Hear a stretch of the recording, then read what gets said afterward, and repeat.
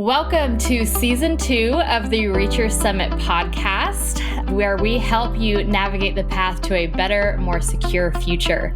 With the start of a new season, you may be noticing that there's a different voice in your ears, or if you are watching on YouTube, a different face here in the video. My name is Jessica Magnuson. I am the marketing assistant here at Summit Wealth Group, and I'll be taking over for Stephanie and Jamie. I'm joined today by one of our very own advisors in our Ridgeland, Mississippi office, formerly Madison, Mississippi office, Josh Oller. How are you today, Josh? I'm good. How's it going with you? Pretty good. Honored to be here. So for those of our listeners who don't know you and clients maybe that are listening from afar, tell us a little bit about yourselves. Who are you? Yeah. So like I said, my name's Josh Oller. I'm a financial advisor here at the Ridgeland office. We recently just relocated from Madison to Ridgeland and not far down the road. I joined Chris Wells and his team here back in 2019. I grew up here just outside of the Jackson, Mississippi area. Went to school at Mississippi State University. Hail State, go Dogs. Nice. I actually played golf there, and so I'm a big golfer. Moved back home shortly after college and worked in banking for a little while. Always kind of worked in the finance industry, but really kind of started working one-on-one with clients, doing financial planning and wealth management back in 2019 when I joined Chris here. Nice. So you mentioned going to Mississippi State. Are you still a big fan on Saturdays? I am. Yeah, there's not a whole lot to cheer about so far this year. Yeah. In football, the Dogs are struggling a little bit. You know, my golf dogs are doing well.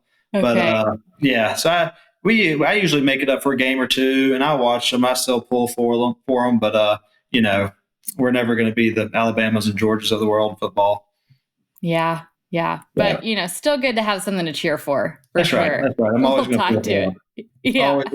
Well, that kind of leads us great into our discussion today. So for the listeners, over the next couple of weeks, we're going to be talking about all things to do with college planning, savings. What even do you plan for when you're going to have a child going to college, or maybe you're going back to school? So would you tell us, what was your college experience like? How'd you choose to go to Mississippi State? Did you go there all 4 years? What was it like? Yeah, so my college experience was definitely a little more unique. You know, I did have some scholarships available whenever I was kind of planning through planning colleges, but at the same time, I was not this young phenom golfer that, you know, had my pick of the litter whenever I was coming up. I was a decent high school golfer, and you know, my parents are from North Carolina and Virginia area. My dad went to University of North Carolina, so I grew up on, you know, North Carolina basketball, and we never really watched football down here in the South. I mean, everybody watches in the South. We didn't. You know, you know, Ole Miss, Mississippi State's the big Egg Bowl rivalry. We didn't care. We weren't paying attention to it.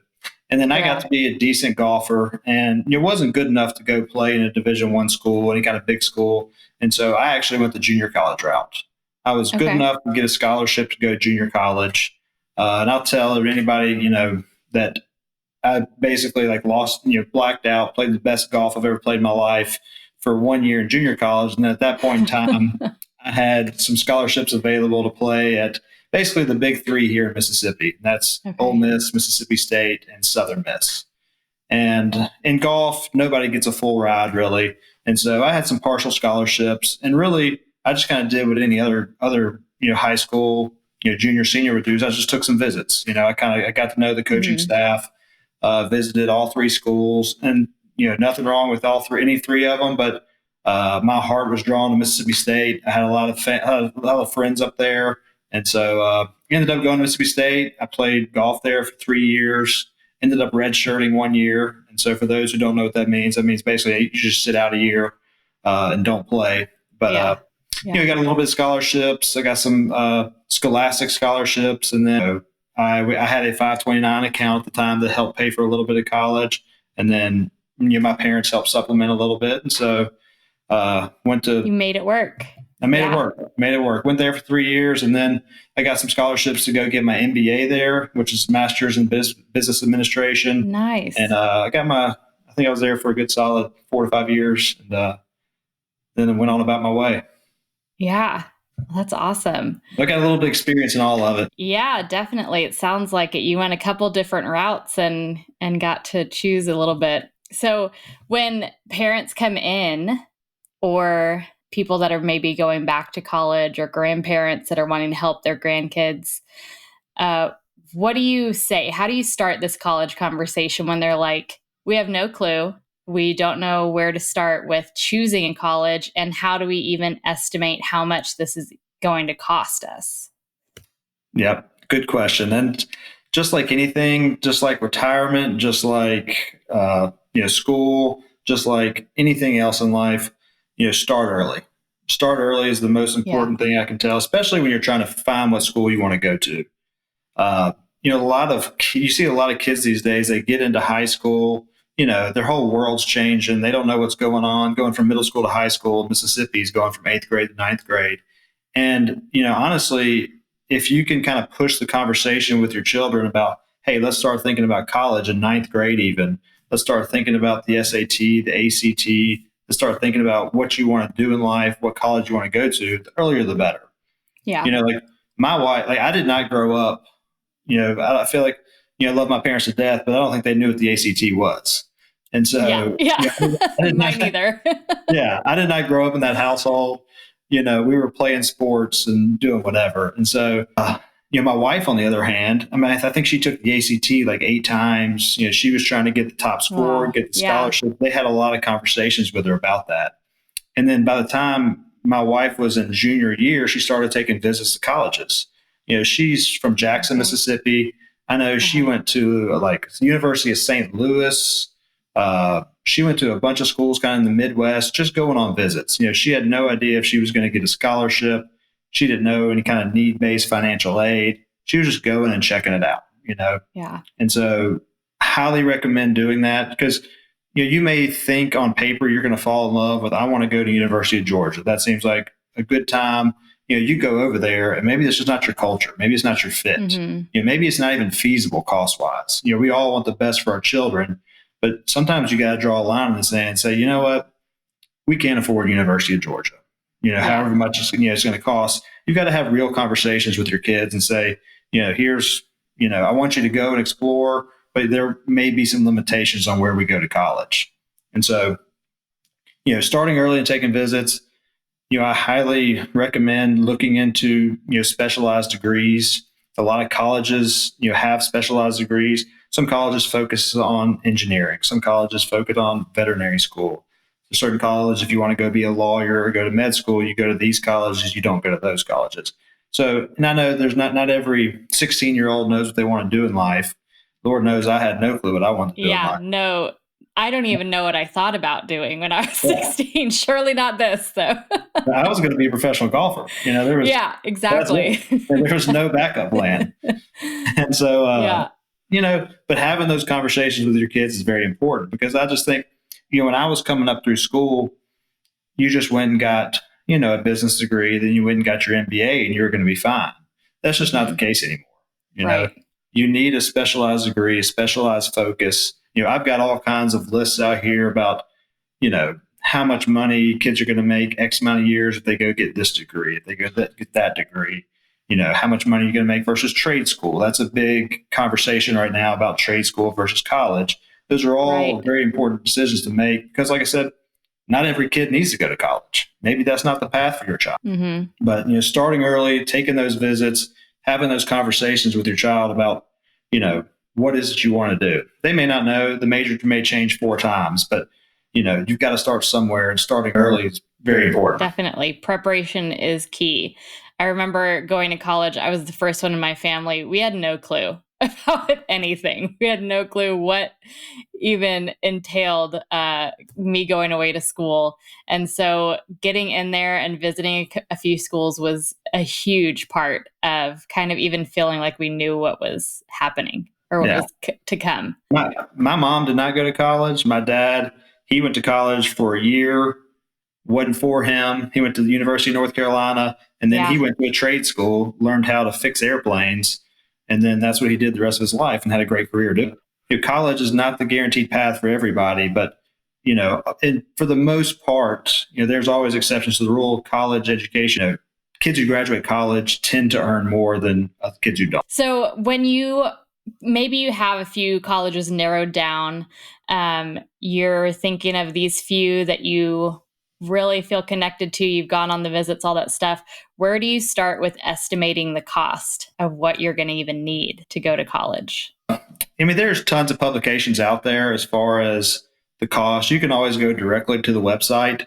I went to Mississippi State University while I was doing a little research on this. They've got the cost, published right there on the web. Most kids don't end up paying the sticker cost. You've got scholarships from, you can get scholarships at your high school. You get college scholarships from, directly from the school. You can get scholarships from the federal government. There's all kinds of need-based aid out there. Most kids don't end up paying the sticker price. However, me being a planner, I like to plan on worst case scenario. And so you go out there and you do your research and you see, X college is going to cost, the sticker price. They always include the tuition, fees, room and board, the whole deal. And it's going to cost $27,000 a year, which I think is $23,000 is a public in-state. And generally what it costs for everything public in-state for-year university is about $24,000. And so you start doing the math on that when you inflate the education costs at 4 to 5%. It's a really big number by the time your little Johnny, who's 3 years old, goes to school. Don't get freaked out.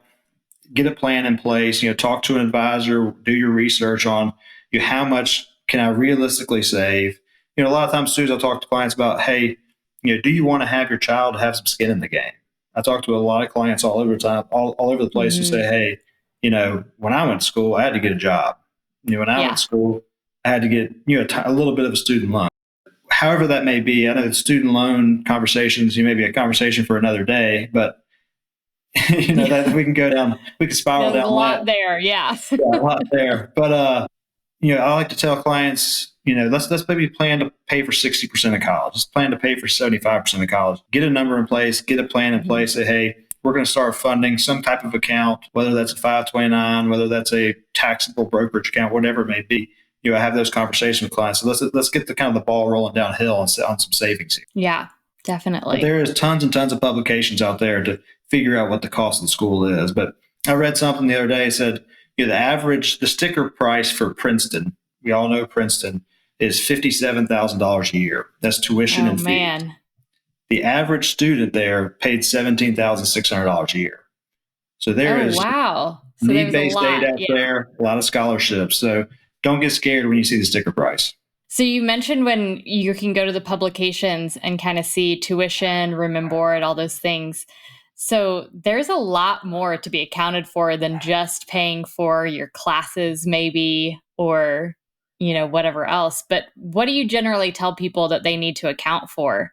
Because I know when I went to college, I was lucky enough to have a scholarship that covered most of my tuition, but there was still a lot of other stuff that I ended up having to pay for and taking out loans for, just for, living expenses and such. Meal plans are a big one. Kids got to eat while we're up there.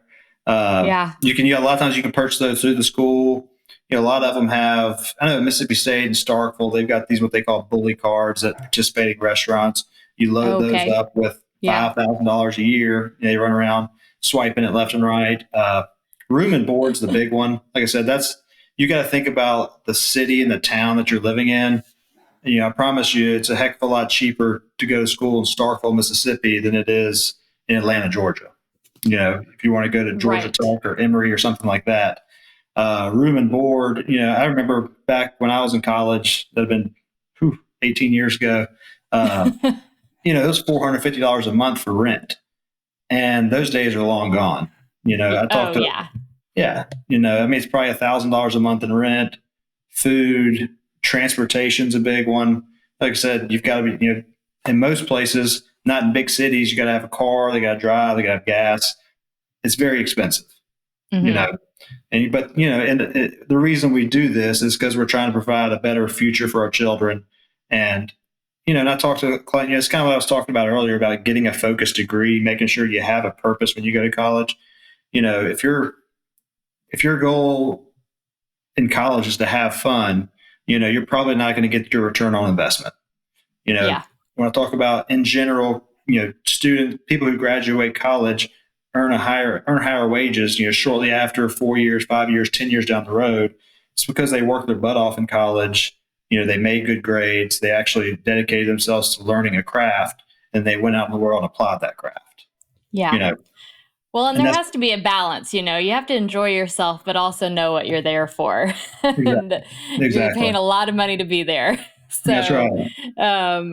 There's definitely both sides to that, but staying focused and the grades are definitely an important part. Without a doubt. Yeah.